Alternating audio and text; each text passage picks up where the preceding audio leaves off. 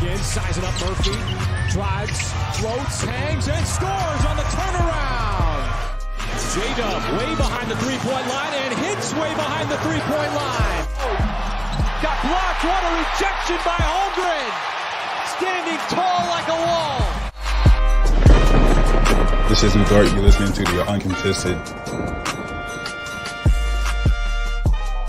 What is up, everybody? Welcome to the Uncontested post-game show on a Wednesday night, part of the Blue Wire Podcast Network and proudly sponsored by Prairie Artisan Ales.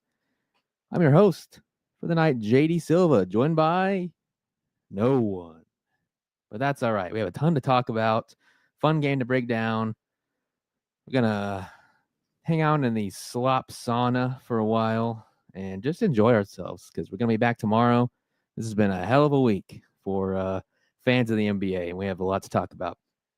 Usually if I'm like doing a solo podcast after a game that starts at 8:30 or 9, I'm usually keep it to like 20 minutes, but there's just an energy in the air tonight. I don't know how long I'll be on here, but thanks for hanging out. We're going to have some fun. And but before I do get started and breaking down this game, and breaking down some slop, be sure to subscribe to us wherever you get your podcasts. Leave us a 5-star rating if you have not done so already. You can follow us on Twitter, Instagram, YouTube, etc. You can also check out our Patreon by scanning this QR code up here in the corner of our YouTube video or by clicking the link in our description. We have a lot of fun in there. You get access to our Discord, talk a bunch of basketball, talk a bunch of whatever with all of our friends. You can also get some exclusive Patreon content. We have a little Discord exclusive watch party coming up on Saturday against the Grizzlies. That'll be a lot of fun. Who the hell, for all we know, Ja Morant could be on a different team by the time Saturday comes around. So be there for that. It'll be fun. But let's get into this game. The Thunder played the Phoenix Suns tonight on the eve of the NBA trade deadline that was kind of looming over this game. And they kicked their ass. Final score of 140-109. And it did not feel like this was going to be the case for a while. At halftime, the Suns, the Thunder were just playing poorly, shooting poorly. With 6 minutes to go in the second quarter, this will kind of illustrate how the game was. Super sloppy first half for the most part from OKC. And then Brad Beal was just going off. It was just weird. But 6 minutes to go, I jotted these stats down. OKC was 23% from three with 6 minutes to go in the second quarter, 42% from the field. They were 17 of 40 from the field. The Suns, with 6 minutes to go in the second quarter, were 50% from three, 63% from the field. So the Thunder were just losing the math game. And we all know what they could do once they make some adjustments. They did that. They kept forcing turnovers like they always do. They stuck to their game plan, played insane defense. 6 minutes. First half for SGA, by the way. This will be a theme for the night. First half, 28 points on 9 of 16 for SGA. 9 shots to get 28 points.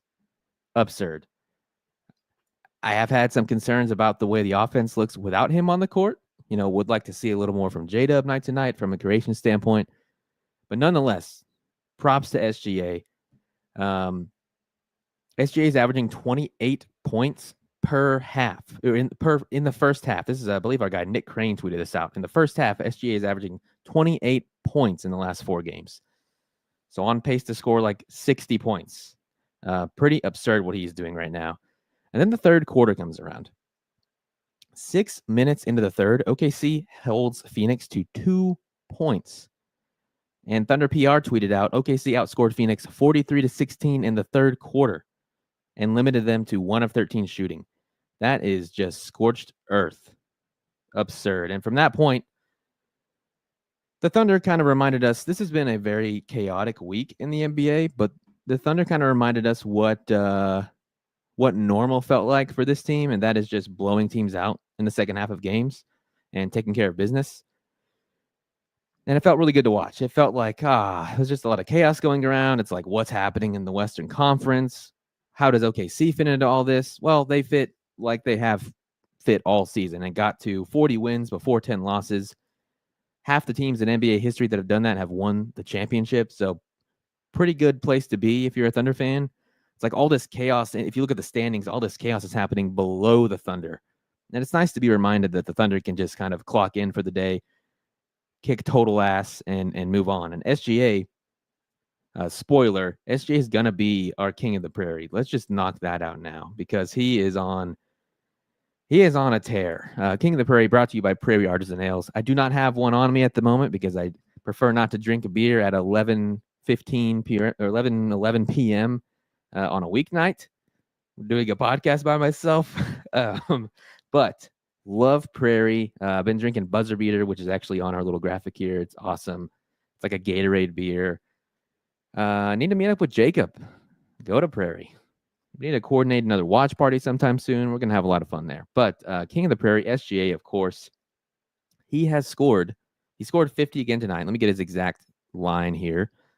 18 of 29 from the field, 3 of 7 from 3, 50 points. He was a plus 42 in this game, which is absurd. He has scored 50 3 times in the last 15 days. So every 5 days, he's scoring 50 points right now. On one hand, it is a little scary that he's having to do this to keep the game afloat, but tonight was a blowout and it still happened. Like he didn't need to score 50 to win this game. It's just kind of what happened. He was just kind of cooking, taking what the defense gave him, and they were giving him just a buffet. Other than SGA, guys that stood out, Aaron Wiggins, good to see him out there. Went 6 of 8 from the field, 17 points. J-Dub, quieter night, only 13 points on 6 of 12, no free throws. Thought he should have had some personally, but still looked good. Played great defense, had 2 steals. The whole team, they had 15 steals as a team. Forcing turnovers was kind of the way they were able to dominate this game. The Suns just don't have like ball handlers. They have like Devin Booker is a fine ball handler. Tyus Jones is a point guard and can do that, but he is small. He got bullied. The Thunder had 15 steals, like I said. The Suns had 18 turnovers. The Thunder scored 23 points off of turnovers. Just kind of dominated them on that end of the field. Like KD didn't play because he just never plays in OKC. Yeah, it's the Suns just aren't good, guys. I don't know what to say. Like their roster is just not that good. We're gonna get into it, but where are they going as a team? Because they're doing all this stuff to like, oh, do we need to trade? God, we have to trade Brad Beal. We gave him a no trade clause for some reason. He makes too much money. He's not good enough. Why did they do that? I have no idea. No one thought it was a good idea when it happened. It's not a good idea now. KD is just never happy. We thought he was going to go to the Warriors. We thought he was going to go to the Mavericks or maybe even the Heat. I don't know. But he's staying there, and the Suns lost the Jimmy Butler sweepstakes.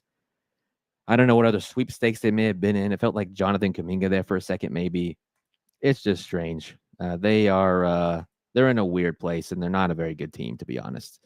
And that is reflected in their record. I believe they're like 1 game above 500. It might be exactly 500 after this game, 25-25. That feels about right for this team. They're very top heavy, and the guys at the top are not healthy that often. So that's a recipe for total shit. That's what we got. Other notes from this game. Alex Caruso, good to see that guy back. One thing I was talking to a coworker about this today is that although Caruso does miss time, we all know that. When he comes back very quickly, and he immediately, like, he hasn't missed a beat. He's able to just kind of hop back into the lineup, immediately have an impact. When the Thunder struggled early in this game, and Caruso got subbed in to guard Devin Booker and kind of play almost like linebacker role, like telling the defense where to be on every single play, telling them what's happening. He's just awesome to have out there. You can tell he's a very vocal leader, leads by example. I love having that guy back. And he's never going to jump out on the stat sheet. That's not what Alex Caruso does, but everyone knows what he can do. Like he went 2 of 6 tonight. 2 assists, 1 steal, 5 points. Like the stats aren't don't be a box score watcher with Alex Caruso. The dude's awesome. Some even call him the Paul Bunyan of the NBA. Some have said that before in the past. Definitely not me. Love the guy. Something I did not love. Just kind of going through the box score, making observations from there after this game. Jay Will, we've talked about it on this podcast before that when Jay Will is not hitting threes, I think Nick's exact words were, you can kind of tell how well Jay Will played by if he made threes or not, because it feels like his defense is solid. We all know that. He's a little undersized. He's not like a hyper athlete, but he kind of, he does his job on defense. On offense, though, he has kind of one option, one well to pull from. Very shallow bag, you might say. And that's shooting threes. And he went 0 of 9 from the field, 0 of 7 from 3. Still a plus 19 on the game. Tells you plus minus doesn't really matter that much, but yeah, not a good game from him. I'm not drawing any major conclusions from it, but interesting to kind of, it followed the theme. It followed the theme of what, if Jay Will's not hitting threes, how much is he doing? You be the judge. You be the judge. Other things from this one. What do we have? This ended up not being that interesting of a game because the Thunder kind of just came out and handled business. Like, it was interesting and kind of sloppy there for a while. And then SGA just kind of shut the door on them. SGA and the defense in general shut the door on them. And hold on. There's just, oh God, there's more slop coming in. Oh no. I'm glad I'm live right now because there's just more stuff happening. Smoot says, JD, check Discord. Shams just tweeted, the Los Angeles Lakers are trading Dalton Knecht, Cam Reddish, and a 2031 unprotected first-round pick and a 2030 pick swap to the Hornets for Mark Williams. Stop doing the Lakers favors is my first reaction. That's my first reaction. Can we stop giving the Lakers good players? Oh, Bill Gates had a bad quarter. Let's give him $1 trillion. Holy, I love Mark Williams. Young, awesome center. Just needs to stay healthy. Trav, yes, they traded Dalton Knecht. Funny enough, the total incompetence of Nico Harrison. The things Nico Harrison could have gotten in the Luka Doncic trade now just got spun up into a center that the Lakers, barring health of Mark Williams, can have for the next 8 years, 6 years, whatever. Their center of the future can be Mark Williams. He's awesome. Luka's going to make him look even more awesome. He's been playing with psychotic LaMelo Ball, and now they get even more. This is, I titled this podcast SGA scores 50 plus slop nirvana. We are in slop nirvana. This is special. This is a special time. I love it. Yeah. My phone's blowing up. I'm trying to keep track of that. This is a wild time. Can we stop doing this to the Lakers? I don't want the Lakers to be relevant, and now they're never gonna leave. Trav says, naming my band Slop Nirvana. This is the best trade deadline ever. To the point where I wonder, and I'm sorry, we've kind of moved on from the game at this point, if you guys cannot tell. Not much to talk about. Thunder kicked their ass. The Suns need the trade deadline, but they won't get anything. Anyway, let's get into some of this slop because it just keeps, we can't stop. It's just open up your mouths. Here it is. We're all just pigs in shit. It truly never stops. I mean, the Thunder made a trade today. Presti did make like a sicko trade earlier this week or late last week where he had acquired he consolidated second round picks. Well, Presti made another trade today. The Thunder are like the title favorite or top 2 title favorite at this point, and he is still, this is why Presti is like the best at what he does. He is still helping other teams out in ways that are advantageous for the Thunder. During the rebuild, like Presti would take on bad salary and get picks. He did that again for the Pelicans by acquiring Daniel Tice, another German big, a Hartenstein and a Tice, plus a 2031 second rounder. This helped New Orleans get underneath the luxury tax. We don't know if Tice is going to play. If he does play, he's like the third or fourth big and plays at most 8 to 10 minutes a game. But we'll see. Danny Tice, welcome aboard. They loved you when you were on the Celtics. I think you've kind of been washed since then. But what do I know? So that was a Thunder related trade. Shout out to Sam Presti. I hope he does something else, just because I'm a greedy bastard. And bring me Cam Johnson. Everyone else is having fun. Why can't we have a little fun? 40 wins and 9 losses. Some of you might say, "Hey, that's pretty fun, JD." Well, give me a little more. Let me feel like a little piggy in all this slop. Right before this game ended, I'm not ripping that as a sounder, by the way. I will never rip the sounder of whatever the hell I just said. This is a solo pod. Another tweet from Shams before I got on. The New Orleans Pelicans have traded Brandon Ingram to the Raptors for Bruce Brown, Kelly Olynyk, 1 first-round pick, and 1 second-rounder. Masai Ujiri, it's time to hang it up, buddy. That's my first reaction to that trade. Masai, you hit a home run with the Kawhi trade, but ever since then, it's just been bad, buddy. Why are the Raptors getting Brandon Ingram? They didn't give up that much. Bruce Brown, not a big piece of their future. Kelly Olynyk, same thing. A first and a second. All right. But what does Brandon Ingram is not? I don't think Scotty Barnes is like the best player on a title team. I definitely don't think Brandon Ingram is the best player on a title team. So they now have a second and a third option. They would have the fifth best odds at the number 1 pick right now, something along those lines. And they just made a trade to worsen their odds when they need higher end talent. They don't need to buoy themselves and just win a handful more games, because that's all, in my opinion, Brandon Ingram's going to give to you. Yes, he can probably help Scotty Barnes from a spacing standpoint, but it's not like Brandon Ingram is a very ball dominant wing. He's not going to.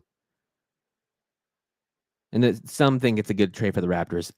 I'm big picture. I don't like. I am someone that appreciates committing to who you are as a team, and I don't think the Raptors are that good. So I would appreciate if they would just admit that and get a better pick.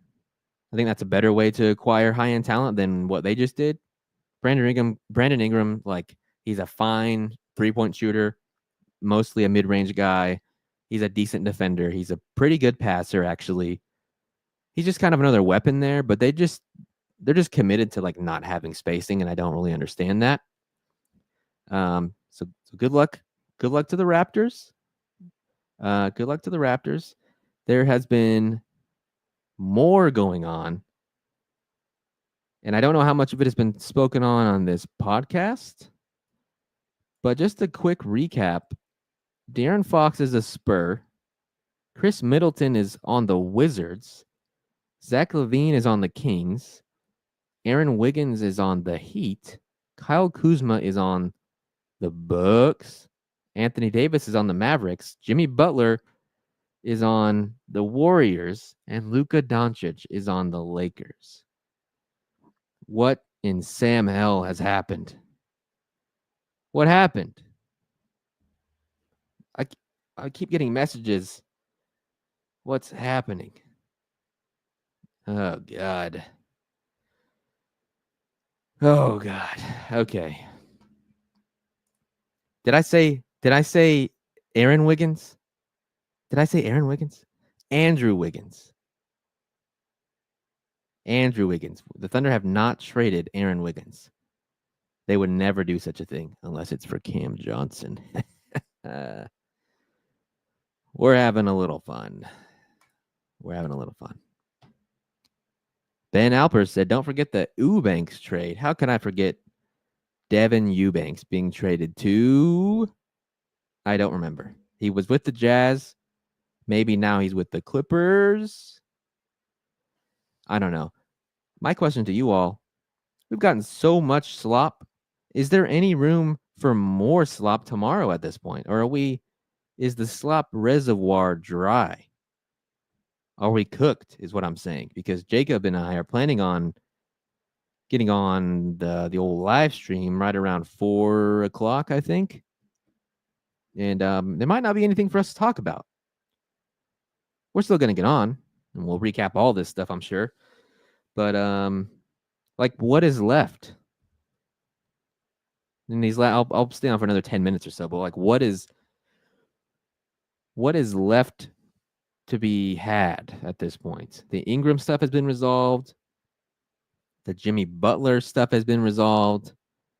Cam Johnson, Michael B in the chat says, I agree. He's kind of the big piece. The Nets really want to bottom out, I think. They have their own pick.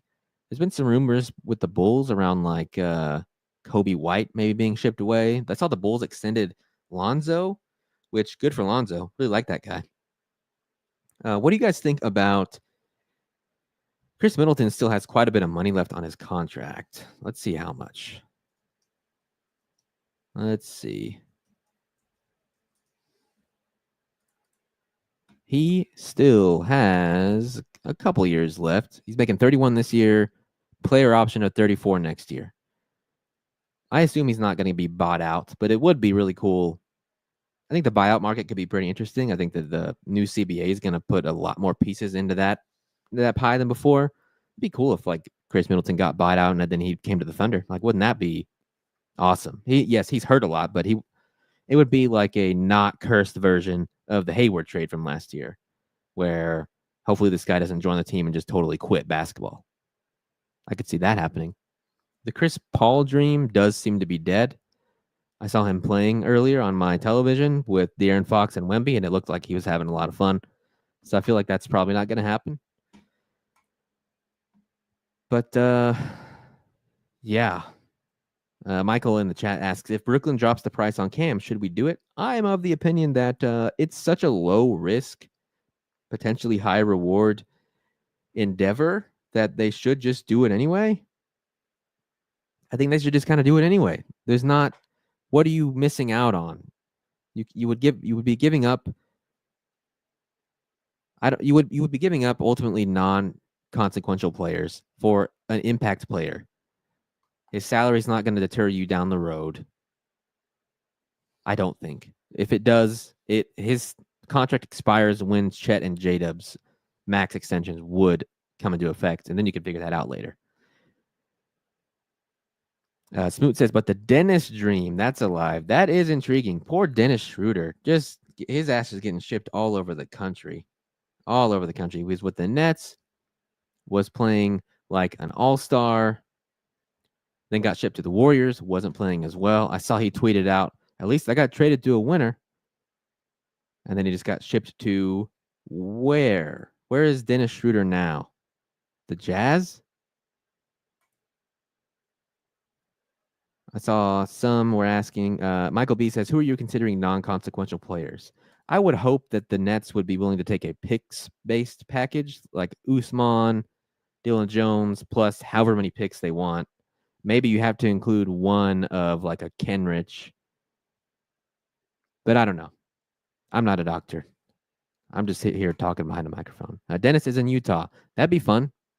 It's kind of like the ideal guy to bring in, honestly. He's still a pretty dynamic player, and he's already played with SGA. He knows how to play in the Thunder system, I think. Some of you are bringing up PJ Washington. Wouldn't that be something? He'd be like a 5-time All-NBA player if he ended up in OKC. I would actually love that. And with the way the Mavs are being run these days, you can call and offer them whatever the hell you want. And who knows? Maybe it'll come to Nico Harrison in a dream, and he'll wake up and just trade you whoever. Like, I swear, every like 30 minutes, I think about how much Mavs fans must hate Nico Harrison. And I kind of hate him too, to be honest. Just totally gifted the Lakers a gem. Just because he's too high on his own supply. It's that simple. That simple. Colin Sexton, another name being brought up. That one's pretty interesting.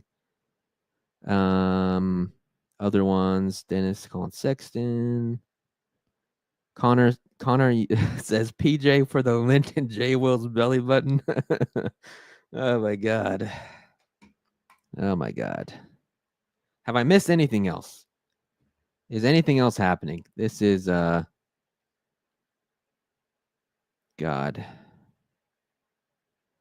This is interesting. I love Sam Vecini. And he just tweeted, quote, I don't like this at all for the Lakers on the Mark Williams trade. I don't like this at all for the Lakers. That's so much asset capital for a player that has had back issues and has not been good on defense this year.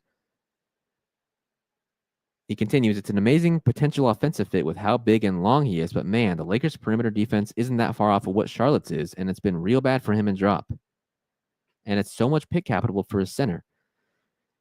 Look, maybe that's the case, but I feel like since you got such a steal with the Luka trade, which is still so stupid that I am saying that, you can overpay. You can then go overpay afterwards. You know what I mean?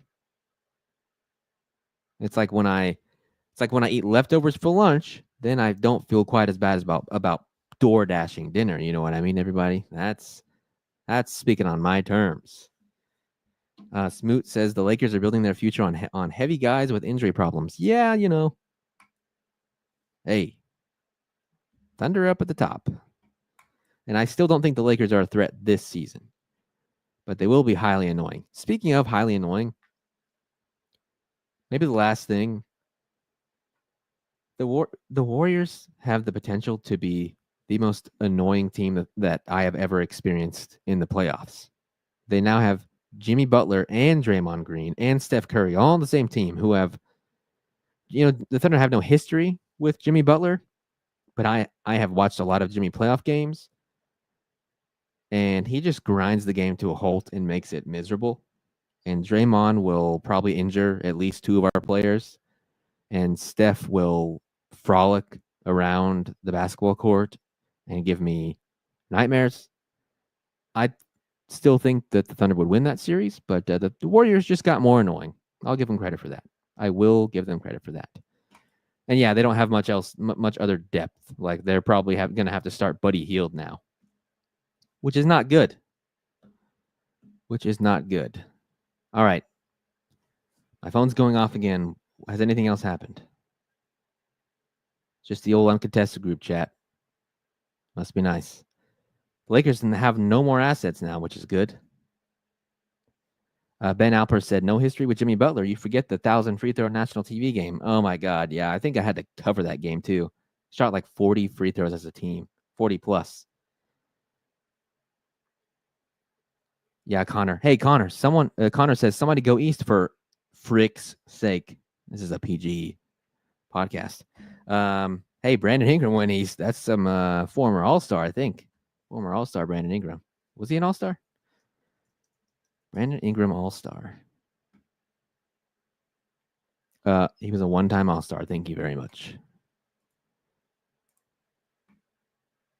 Yeah, the Heat. Oh, God. Yes. All right. I think I'm going to wind down. I'm going to get out of here. This has been fun. Just yapping with the chat. Yeah, shout out to you, Connor, for that.